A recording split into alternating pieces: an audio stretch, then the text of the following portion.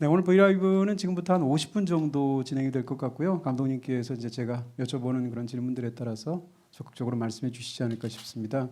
오늘 브이라이브는 기본적으로 이 극장에서 영화를 보신 분들을 위한 행사이기 때문에 기본적으로는 영화의 뒷얘기들까지 다루게 되는데 가장 중요한 엔딩 부분을 빼고 저희가 나머지를 말씀드리는 정도로 양해를 부탁드리겠습니다. 오늘 이 내용은 나중에 차후에 다른 방식을 통해서도 또 보실 수 있는 관람이 있으니까 나중에 이제 영화를 보신 다음에 그렇게 보시는 것도 좋지 않겠나 이런 정도 안내 드리고요.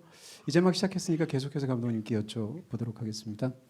자, 일단 제일 궁금한 건 이제 감독판이라는 그 제목이 붙었는데 창작자에게 이제 편집권이 있는 경우가 또 굉장히 중요한 부분들이 있을 텐데 이것을 사실 이제 BBC에서 6회의 TV 미니 시리즈로 방송을 했지 않습니까? 그러다 감독판 이름이 붙었고 감독님께서 처음부터 끝까지 다시 만져서 오늘 이 버전을 봤다고 저희는 들었습니다. TV에서 본 것과 이 지금 감독님께서 직접 편집하시고 최종적으로 완성한 오늘 본 이 버전이 어떻게 다른지를 차이를 좀 설명해 주실 수 있으신가요? 그 3,000개를 다 어떻게 해요? 그 이제 많은 부분이 바뀌었는데 그게 좀 어떤 분은 두 개를 보고도 뭐가 다른지 잘 모르겠다고 할지도 모르겠어요. 근데 좀 주의 깊게 본 사람이라면 정말 너무나 많은 데서 다르다는 것을 알 수 있고, 예를 들면 뭐 대표적으로 생각나는 게 시작 부분, 첫 에피소드의 시작에 칼릴이 폭탄을 만드는 장면부터 시작했잖아요. 근데 방송판은 그게 없다라는 것도 있고, 또 1화에서 제가 제일 좋아하는 순간이 뭐냐면은 커츠가 그 파울 알렉시스 박사, 독일 정보부의 육국에서 일하는 그 알렉시스를 데리고 그 넓은 방에서 많은 이야기를 하죠. 거기서 제가 제일 좋아하는 부분은 칼릴의 형제들 중에 2명을 제거한 사연을 들려주는 장면이에요. 그래서 어떻게 유인해서 어떻게 기관단총으로 그냥 날려버리고 공군이 폭격해서 그냥 집을 다 가루로 만들어버리고 뭐 그랬다는 얘기를 아무렇지도 않게 굉장히 뭐랄까요, 어떤 평범한 직장인들끼리 다른 회사 다니는 두 직장인 그 동종 업계 사람들이 뭐 이런 프로젝트에 우리가 뭐 입찰을 했는데 뭐 성공했. 그러면 또 상대방은 굿잡 그렇게 얘기하고 그럼 또 아무렇지도 않게 땡큐. 그래서 이런 무시무시한 이야기를 사람을 막 가루로 만들어 버린 이런 얘기를 그런 식으로 프로들의 냉정한 세계 있잖아요.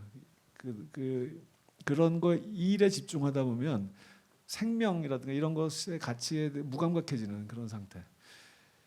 그리고 이제 중간에 뭘 모르고 다른 직원들이 이렇게 방에 들어올 때 커츠가 말을 딱 끊고 싹 외면하면서 그들이 나가고 문 닫고 한참 있을 때까지도 돌아보지도 않고 완전히 침묵을 유지하는 그런 정적의 상태.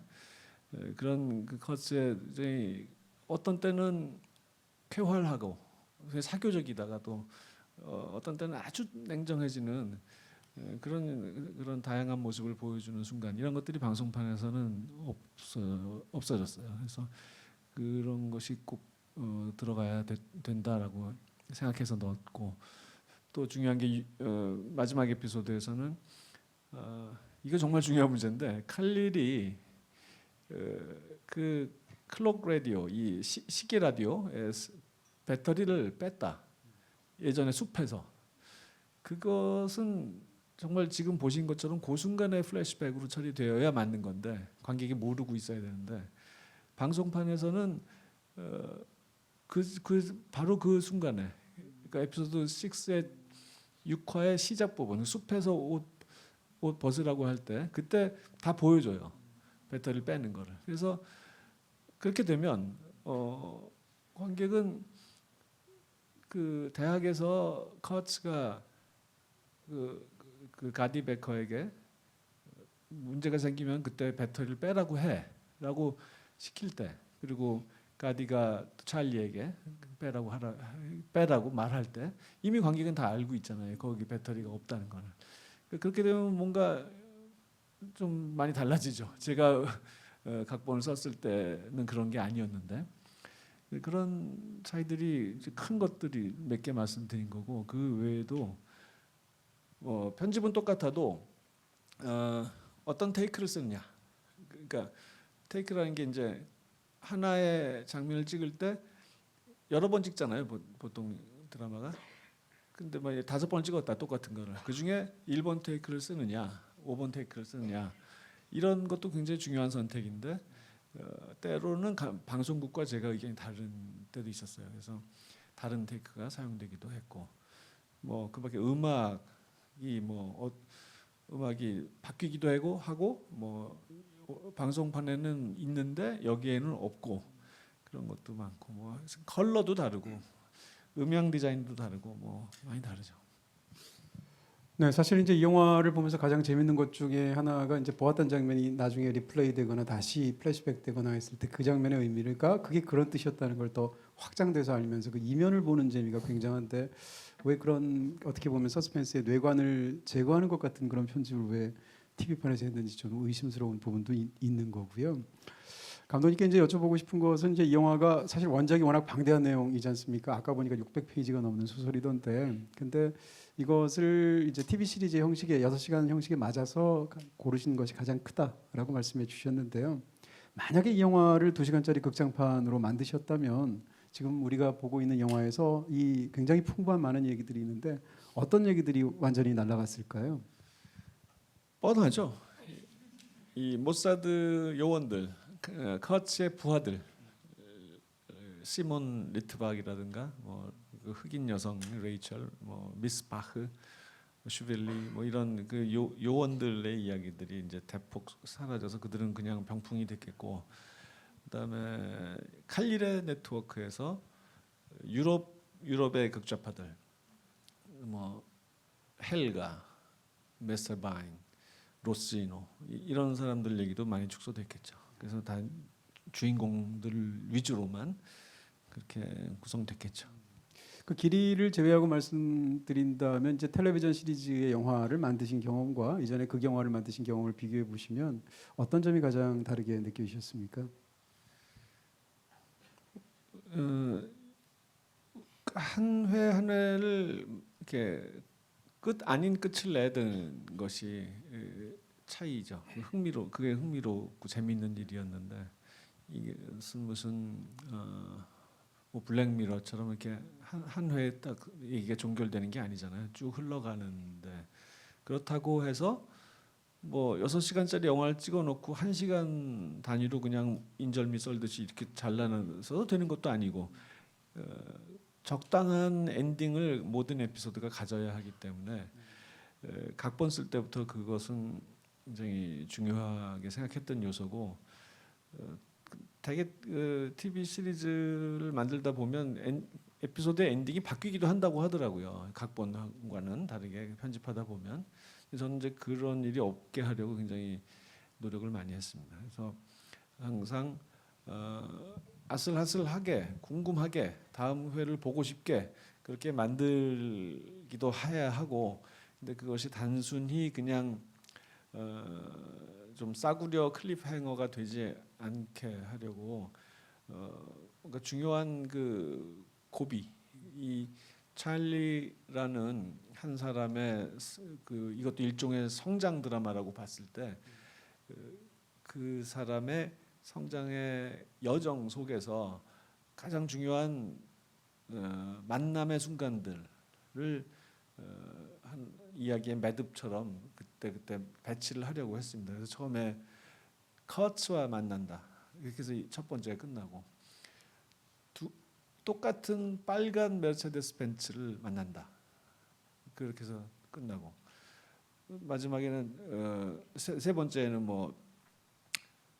이 미셸 살림이기도 하고 미셸이기도 한 사람의 죽음, 그리고 파트메와의 만남, 제가 제일 좋아하는 엔딩이 그건데요.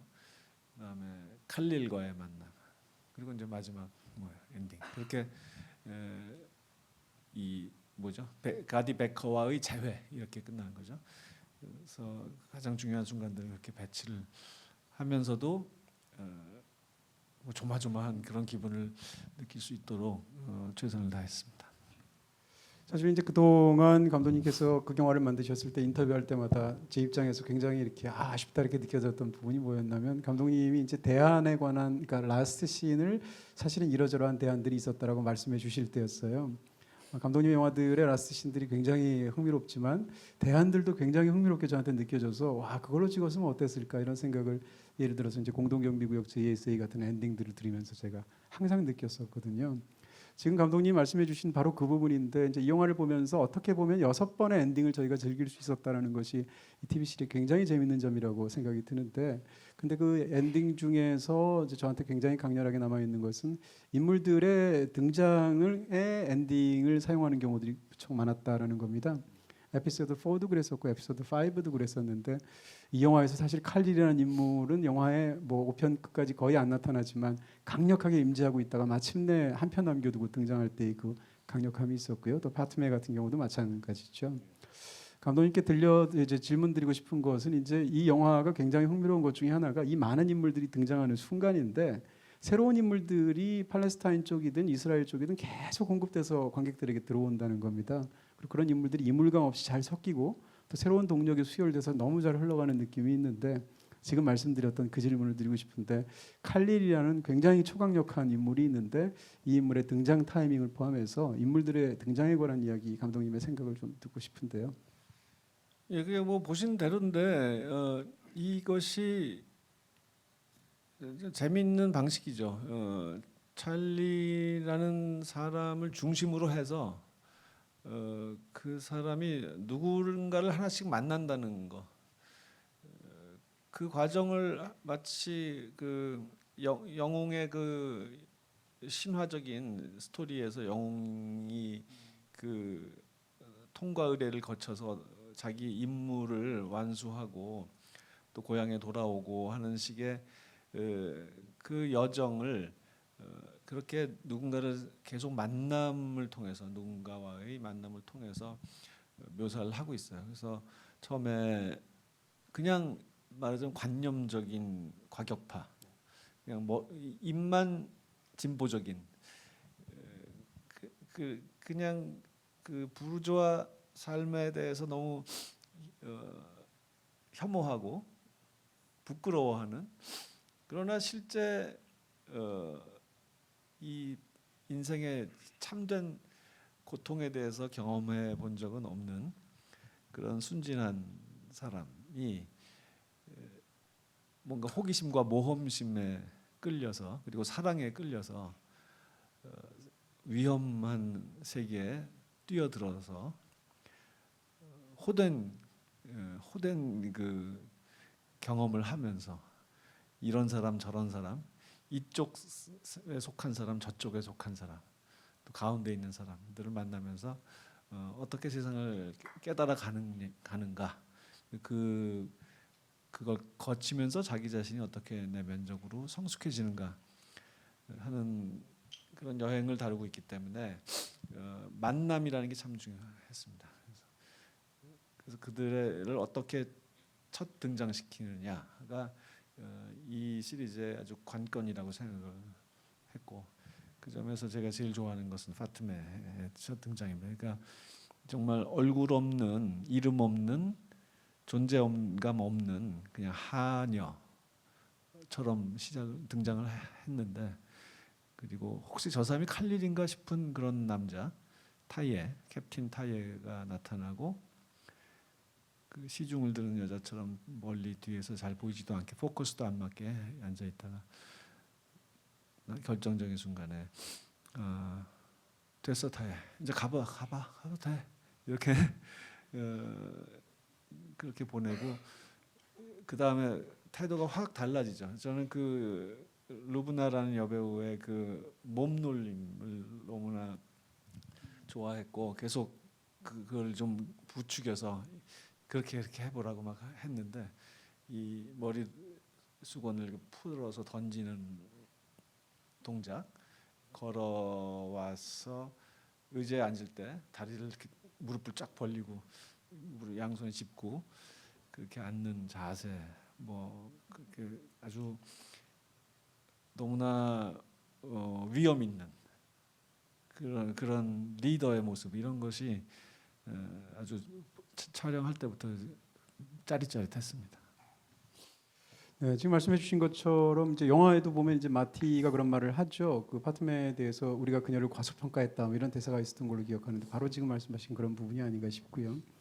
근데 이제 이 영화는 이제 플로렌스 퓨라는 배우의 그 역할이 굉장히 결정적이었을 텐데 거기에 대해서 이제 여쭤보게 됩니다.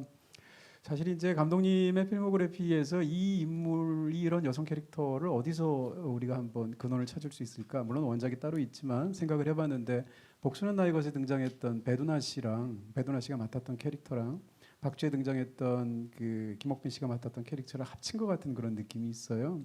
그러면서 이제 그 연장선상에서 저는 보면서 굉장히 흥미롭다는 생각을 했는데 어쨌건 이 인물을 연기했던 플로렌스 퓨에 대한 질문을 드리게 됩니다. 극 중에 이제 6부에서 그런 말 나오잖아요. 영국 사람들은 연기를 너무 잘해. 뭐 이런 식의 대사가 나오게 되는데 사실은 이 극 중에 보면 영국 배우가 생각보다 많지 않죠. 굉장히 다국적인 그런 상황인데 이 플로렌스 퓨라는 영국 배우가 극 중에서 차지하고 있는 굉장한 부분들이 있었을 것입니다. 감독님이 고르시고 또 함께 하셨는데 다 마친 상황에서 이 배우에 대해서 어떻게 느끼시는지 여쭤봅니다. 제가 뭐 아가씨 홍보 때문인가 아마 그런 것 같은데 런던에 볼 일이 있어서 갔는데 저희 에이전트가 레이디 맥베스라는 영화가 막 나왔는데 그거 한번 보라고 그 영화 당신이 좋아할 것 같다 그리고 그 여배우 참 좋아할 것 같다라고 그래서 제 에이전트도 저하고 오랫동안 일하다 보니까 그런 이제 저에 대한 감이 발달해가지고 그런 걸 잘 알아요. 그래서 이제 따로 이제 제가 혼자 그 영화를 BFI에 가서 보게 됐는데 정말 영화도 좋았고 그 플로렌스가 진짜 저런 배우는 오래간만에 본다는 생각이 들더라고요. 그래서 아침 식사를 같이 하자고 청했고 호텔 조식 뷔페 먹으면서 이런저런 야 정말 어떻게 어떤 집에서 컸길래 이렇게 연기도 잘하고 말도 잘하고 그런지 계속 감탄하면서 그렇게 대화를 한 시간 했었고요. 그때만 해도 뭐 이런 걸 할 줄은 몰랐어요. 전혀 아무런 계획도 없을 때였고 그러고 나서 이제 얼마 안 있어서 이제 리틀 드러머를 하게 됐고 당연히 플로렌스가 먼저 떠올랐던 거죠.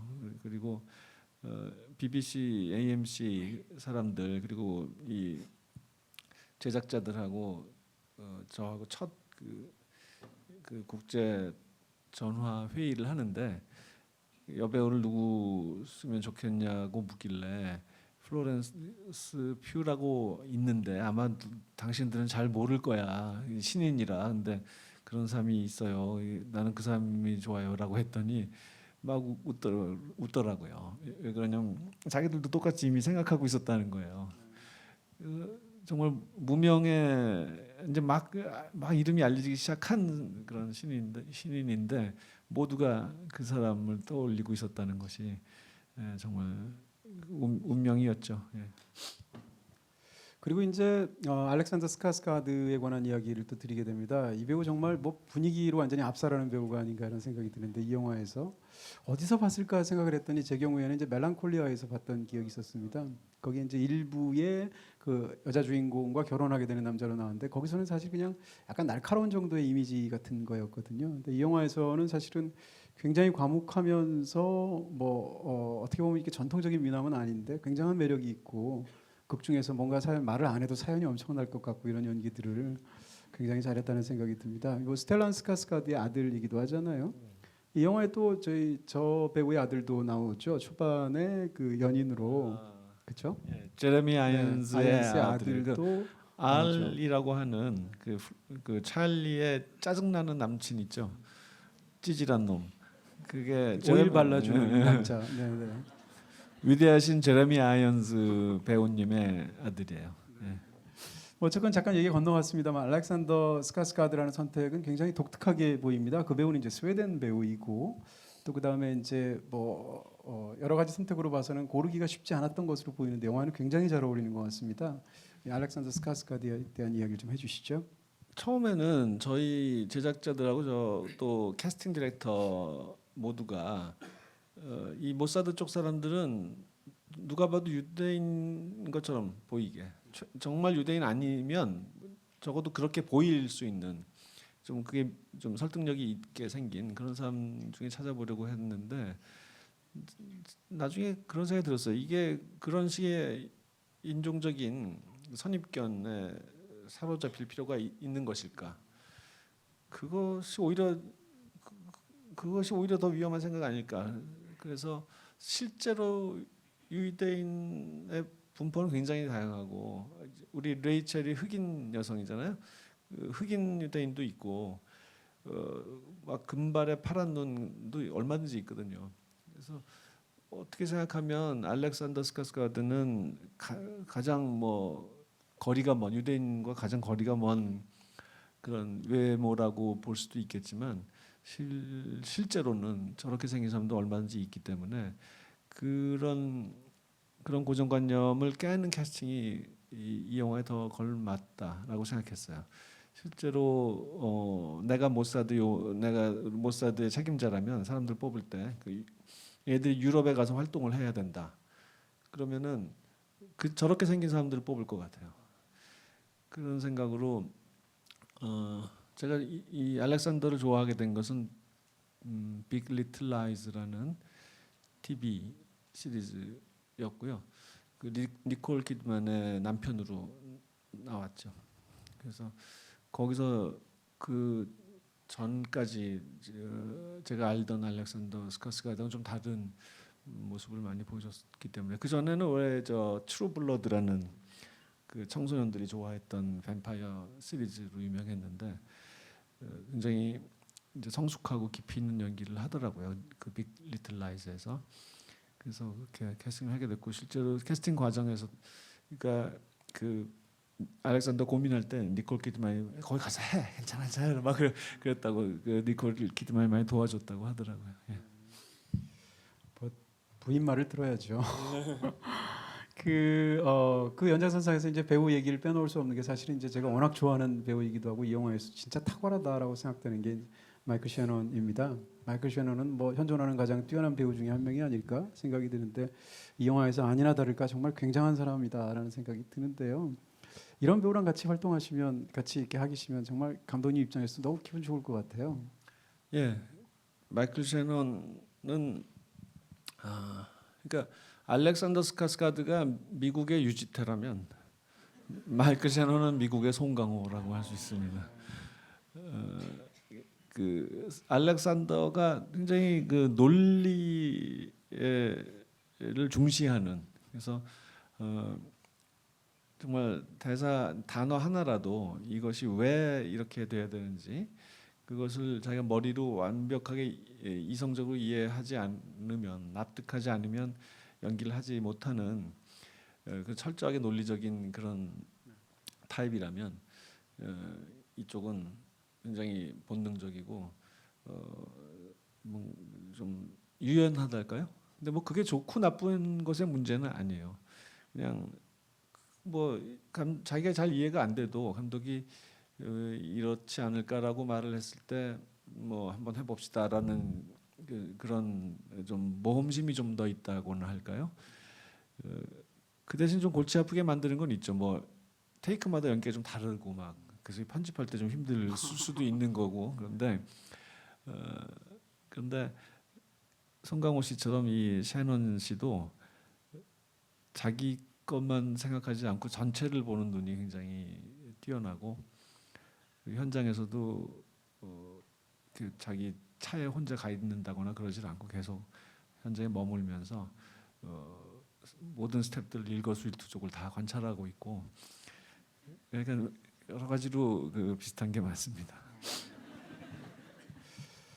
이제 캐릭터에 관한 이야기를 또 조금 여쭤보고 싶은데 사실은 이제 영화를 보다 보면 이 인물들이 영화 속에서 제대로 이렇게 전사들이 직접적으로 나오지 않는 경우에도 궁금해지는 경우가 굉장히 많습니다. 저는 이제 특히 이 영화가 미니 시리즈로 나와서 참 다행이다라고 생각되는 게 아까 말씀해 주신 것 같은 모사드 팀원들일 텐데 미스바흐 같은 사람으로 무슨 이렇게 따로 스피노프를 만들 수도 있을 것 같지 않습니까? 레이첼도 굉장히 매력적이고 그리고 저는 마티랑 시몬이 같이 나오면 굉장히 재밌는 구도 일단 키부터 두 사람이 차이가 나는 데다가 아주 재밌는 그런 뒷얘기가 있는 것처럼 느껴집니다.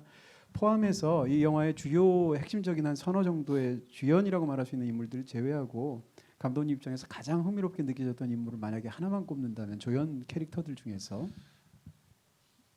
그 시몬 리트박 그 커츠를 따라다니는 시몬이 캐릭터로 보나 연기로 보나 참 흥미로웠죠. 그 되게 긴장돼 있고 늘 화나 있고 젊은 그 울분 때문에 저 테러리스트 녀석들을 그냥 바로 보이는 족족 다 잡아서 쳐놓거나 죽이거나 그러고 싶은 그 거의 잠도 안 잘 것 같은 그런 사람이고 근데 커츠에 대해서만큼은 절대적인 충성 아버지처럼 생각하는 그런데 거기에 끼어든 가디 베커라는 자기가 커츠와 일하기 전에 먼저 커츠와 긴 역사를 함께 했던 선배 전설로만 알지만 막상 이제 처음 일해보는 그래서 보스가 가디를 더 믿고 그러는 것 자기가 모르는 역사를 함께 했던 그것이 진짜 마음에 안 들고 꼴보기 싫고 그래서 어떻게든지 이제 이겨보려고 하는 그런 사람이죠. 정말 귀엽고 이 배우는 이스라엘의 아주 유명한 국민 배우를 아버지 어머니로 두고 자기 자신도 뭐 이스라엘 안에서 이제 저기 나무주연상 여러 번 받은 유명한 사람이고 또 힙합도 하는 저런 모습과 완전히 다른 그런 친구인데 아주 일할 때도 참 재밌었고요. 미스 바흐는 영국인이고요. 자기가 시나리오도 쓰고 단편 영화도 찍고 장편 영화 시나리오도 쓰고 막 그런 창조적인 열정이 강한 분이고 각본 쓰는 과정에서 점점 발전된 그런 캐릭터예요. 이 감옥에 들어가서 가짜 감옥이죠. 거기 들어가서 미셸 살림에게 막 여러 가지 거짓말을 해가지고 정보를 끌어내는 그러는 모습을 볼 때는 진짜 또 되게 냉정한 사람이죠. 자기 요원들끼리 있을 때는 되게 푸근한 사람처럼 보이지만 또 알코올 중독 역사가 있는 사람이고 그리고 제가 재밌게 생각하는 데서 제가 만든 대사 중에 그 영국 모음곡을 시몬 리트박이 연주를 하는 것이 이제 미스 바흐라는 이름은 원작에 있는 것이 제가 지은 건 아니에요. 근데 마침 미스 바흐라서 바흐의 곡을 연주하게 한 거고요. 미스 바흐 입에서 또 그 장소가 영국이기 때문에 영국 모음곡을 연주하는 그런 것이 그냥 뭐랄까요 작은 조크였습니다.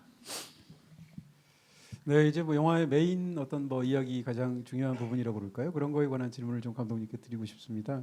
저는 이제 이 영화를 봤는데 원작 소설을 저는 아직 못 봤습니다. 사실 이번에 다시 구해볼까 하다가 책이 절판이 돼서 못 봤는데 다시 나왔다는 얘기를 들었습니다.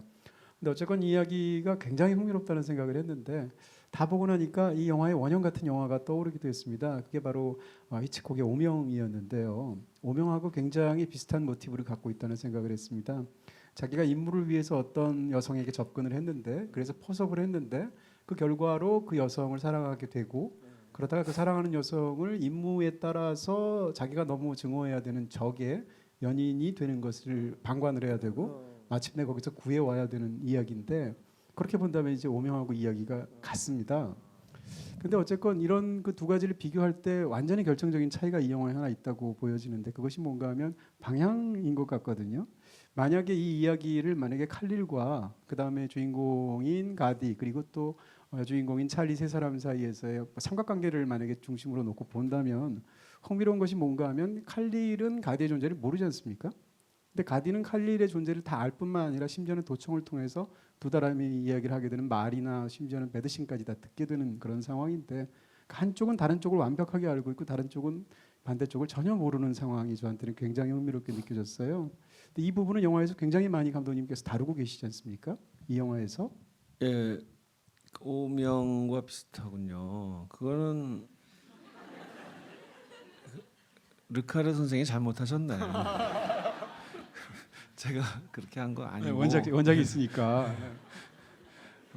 그런 생각은 또 못했네요. 근데 충분히 가능한 일이고 그 첩보 그러니까 스파이 로맨스 얘기다라면 그것은 상당히 원형적인 내러티브 또 인물 관계겠죠. 그래서 아마 이것 말고도 많이 그런 작품이 있으리라고 생각하는데 제가 좀 최근에 문득 며칠 전에 이거 버티고하고도 좀 비슷하다는 생각을 했어요. 그 죽은 여자를 또 닮은 여자를 데려다가 이렇게 꾸며서 그 여자를 다시 태어나게 한 것 같은 하는 그런 설정처럼 미셸의 성별이 바뀐 거죠. 미셸은 죽었지만 예, 그렇게 또 다른 뭐 똑같이 생기진 않았지만 똑같은 옷을 입고 장신구도 하고 그렇게 그 다시 태어난 것처럼 그렇게 하는 거. 그렇죠. 근데 무슨 질문이 뭐였지? 제 질문은 이제 그 방향성에 관한 질문인데 이제 그러니까 그 이 삼각관계를 그런데 참 하나 제가 바로 잡고 싶은 거는 나 6화에서 칼릴과 찰리가 둘만 지낼 때는 도청은 못 하는 거예요. 예, 그건 그냥 이 위치를 알리는 그 신호만 송신하는 장치였죠. 그래서 꼭 도청하는 것처럼 보이지만 여기 가디가 귀에 꽂고 있는 건 자기 그 동료들과 교신하기 위한 것이고 장치였고 그렇지만 소리를 못 들어도 듣는 것 같은 심정이겠죠. 이렇게 망원경을 더 괴롭지 않을까 예, 상상이 되니까. 계속 그렇죠 보면서 그래서 제가 중요하게 생각하는 순간이 정사 장면에서 찰리가 남 칼릴의 몸 위에 올라타서 움직이면서 이렇게 카메라 렌즈를 보는 장면이 있거든요. 그게 이 베커가 자기를 보고 있다는 그래서 실제로 눈이 마주치기는 어려운 거리지만 말하자면 보고 있나 베커? 네가 원한 게 이거였지. 이거 하라고 나를 보낸 거지. 됐어? 만족해? 라는 메시지를 보내는 그런 순간입니다. 그 부분과 관련돼서 이제 굉장히 궁금해지는 부분이 있습니다. 이 영화에 이제 그 관객들 입장에서 이제 생각지도 않은 배드신을 6부에서 보게 되고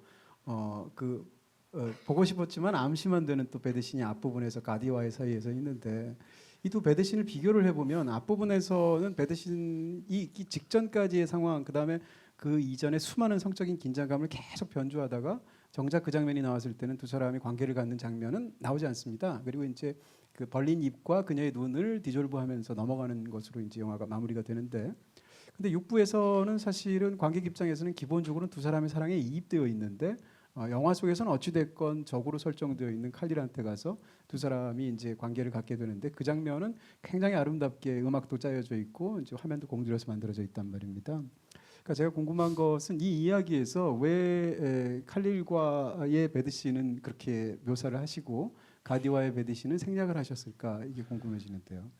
가디와의 정서 장면은 말씀하신 것처럼 그동안 충분히 쌓아 올려 왔기 때문에 오히려 그 결정적인 순간에 그냥 쑥 건너뛰어 버리는 것이 더 재밌을 것 같았어요. 그 왜 더 재밌냐고 설명하기. 그러니까 예상을 벗어나는 진행이고 거기서 더 그 자세히 봐봐야 그냥 예상한 것을 보는 것 이상은 아닌 것이죠.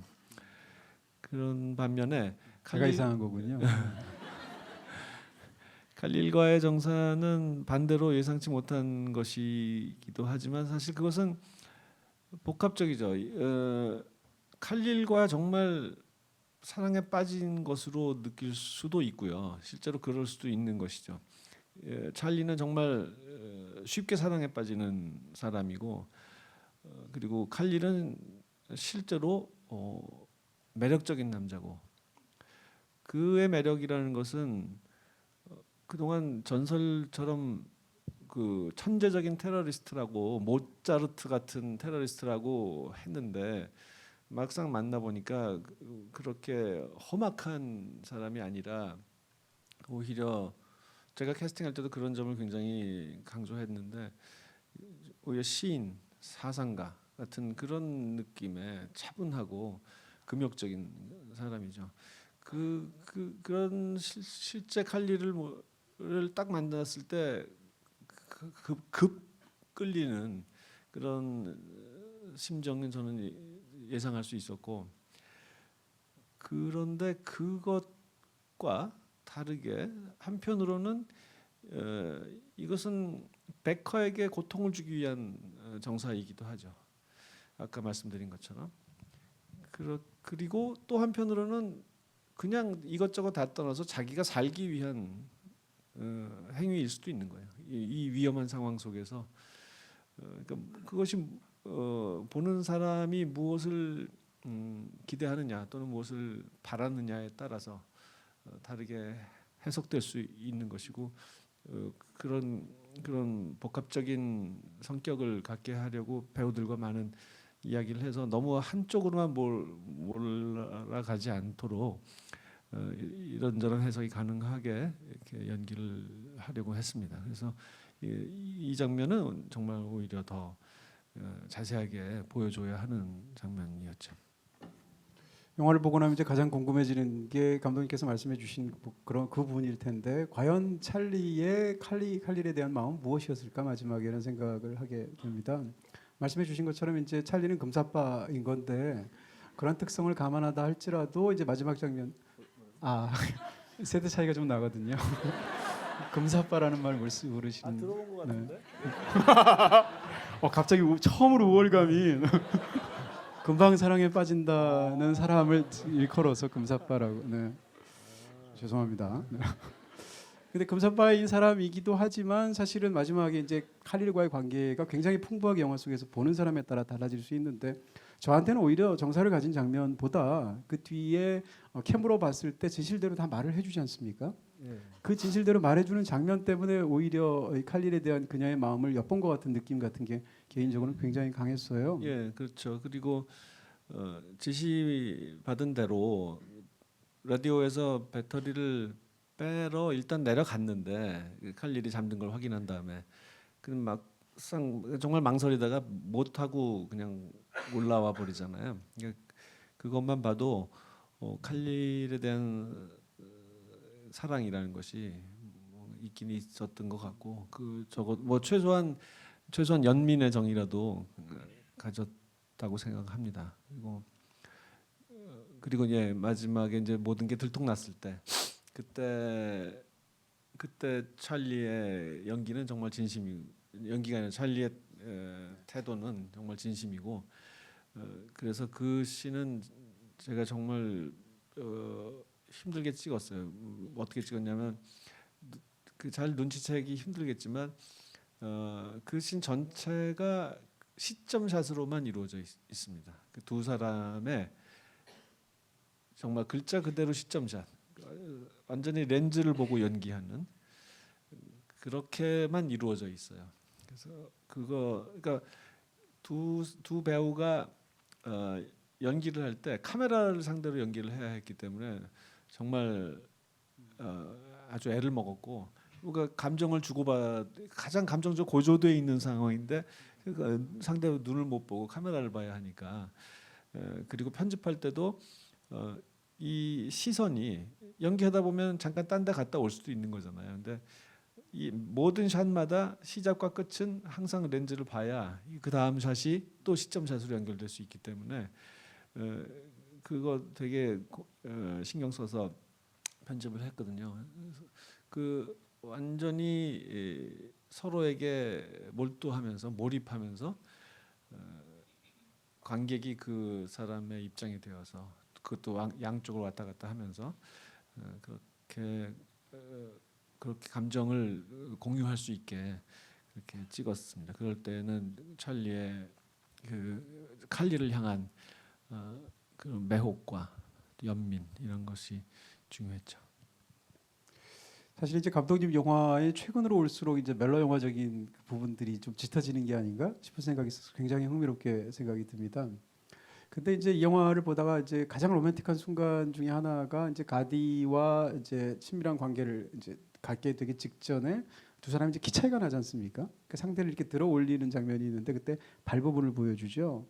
제가 생각할 때 감독님께서 멜로 영화를 찍을 때 가장 로맨틱한 걸로 이 장면을 생각하시는 게 아닌가라는 추측이 듭니다. 왜냐하면 박쥐에도 이 장면이 있었거든요. 거기서도 신발을 좀 큰 신발을 신고 있는 김옥빈 씨를 송강호 씨가 이렇게 들어 올리는 순간에 발 클로즈업이 있었는데 이 장면을 보면서 저는 굉장히 기쁘기도 하고 반갑기도 하고 그랬었거든요. 이 장면을 찍으실 때 어떠셨는지.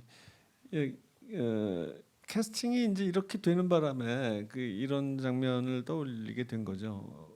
원래 각본이나 원작에서는 그렇게 뭐 키가 차이 있다는 설정은 없었는데 알렉산더가 워낙 크니까 194인가 뭐 그래요. 그러니까 이 커츠 역을 한 마이클 셰넌이나 그 픽튼 사령관 역을 한 찰스 댄스 선생님이나 다 엄청나게 큰 사람들이거든요. 어디 가서든지 자기가 제일 큰 사람들인데 이 알렉산더 때문에 2등, 3등으로 전락한 그 정도로 거인이에요. 그래서 알렉산더 유일한 결점은 나는 너무 길다는 것 같아요. 뭐 어떻게 주체가 안 되더라 이 팔다리를.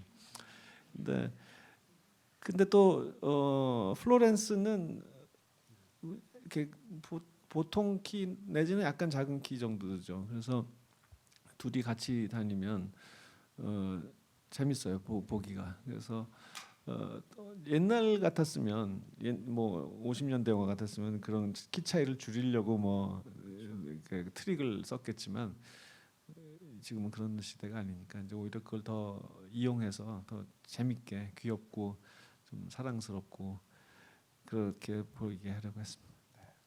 사랑 얘기 말고 이제 이 영화는 어쨌건 스파이 스릴러의 외양을 갖고 있으니까 그 얘기를 여쭤보면 스파이 스릴러의 핵심 이 극 중에 첩보 작전의 핵심은 결과적으로는 알 수 없는 상대의 의중을 파악하기 위한 것이 영화적으로는 첩보 영화에서 가장 중요한 부분일 거고요.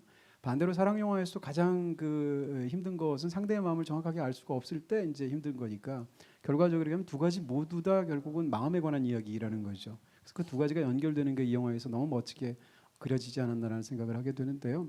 근데 그 연장선상에서 영화에서 계속 이제 대사를 통해서 비유가 나오지만 이 모든 일들을 꾸미는 것 자체를 픽션이나 영화에 비유하는 그런 이야기들이 계속 나오게 됩니다. 어떻게 보면 이 영화는 이제 영화를 만드는 두 감독의 싸움처럼 보이게 되거든요. 한쪽에는 칼릴이 자신의 영화를 만들고 있고 그 영화의 목적은 단순히 사람을 살상하는 것이 아니라 사람들의 이목을 끌기 위한 것, 다시 말하면 관객의 이목을 끌고 끌어들이기 위한 거죠. 그리고 마찬가지로 이쪽에서도 이제 그 적절한 픽션들을 만드는 건데 결과적으로 얘기하면 두 감독이 최고의 영화의 시나리오나 그 영화를 만들어서 관객들을 끌어들이려는 싸움을 하는 것처럼 보이기도 하거든요. 감독님께서 영화 감독이시니까 더 그런 부분이 있었을 텐데 특히 이제 마티라는 인물에 대해서 좀 설명을 그런 부분과 관련해서 좀 듣고 싶습니다. 제가 이 소설을 읽으면서 즉각적으로 끌렸던 거 처음은 그거였던 것 같아요. 바로 마티에 대해서 좀 직업적인 공감 같은 게 생겼어요. 그 1에피소드 1 첫 에피소드의 끝 부분에 드디어 찰리를 직접 만나 물론 런던 오디션이 있었지만 하여간 그리스에서 만날 때 자 내가 이 드라마의 작가 감독이자 프로듀서이자 작가이자 감독이요 당신한테 배역을 주겠소라고 자기 소개를 하잖아요. 그것이 이제 제가 만든 대사 중에 하나인데 그런 면 바로 커츠 작가 프로듀서 감독으로서의 커츠 작가 감독 프로듀서로서의 스파이 마스터라는 이 성격을 아주 간단하고도 선언적으로 탁 던져주려고 만든 대사입니다. 그리고 뭔가 찍으면서도 저로서는 굉장히 감정이입할 수밖에 없는 그런 부분이었고, 그래서 칼릴 측에서 생각하는 것과 커츠가 칼릴을 생각하는 항상 또 일치하는 것은 테러는 어떤 쇼다. Theater of the Real이라는 말을 하잖아요. 그러니까 뭔가를 누구를 죽이는 것이 중요한 게 아니다. 그냥 그걸 죽임으로써 뭔가 큰 폭음을 터뜨리고 화염을 일으켜서 이 현실이라는 하나의 거대한 극장에서 관심을 끌어보는 것이다. 그래서 뭐 민켈 교수가 평화주의자 이런 것이 왜 평화주의자를 왜 죽이지?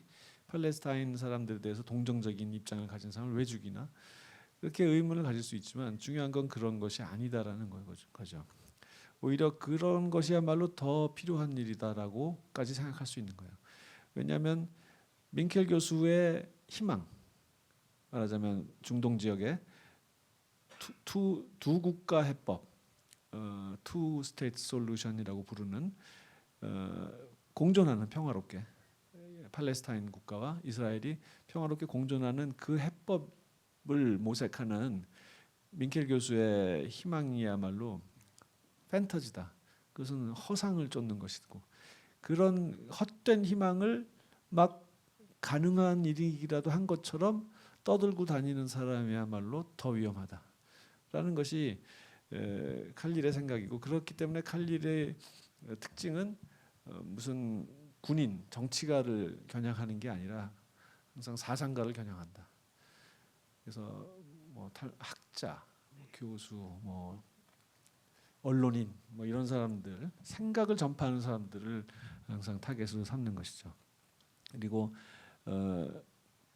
그에 맞선 커츠는 이제 거기에 침투해서 그 조직을 와해시키기 위해서 그들이 원하는 어떤 사람을 심어놓고 그 찰리라는 사람에게 가능한 한 완벽한 그 각본과 환경을 만들어주는 거죠. 그래서 픽션을 완벽하게 구축을 해서 그 픽션 속에서 이 사람이 완벽한 각본 속에서 그리고 완벽한 캐릭터 설정 속에서 즉흥적인 그 반응이 가능하게 그래서 뭔가 예상치 않은 어떤 상황이 딱 닥쳐도 이미 연습된 그런 머릿속에 딱 구축된 캐릭터에 의해서 반응할 수 있게 이렇게 하는 것이죠.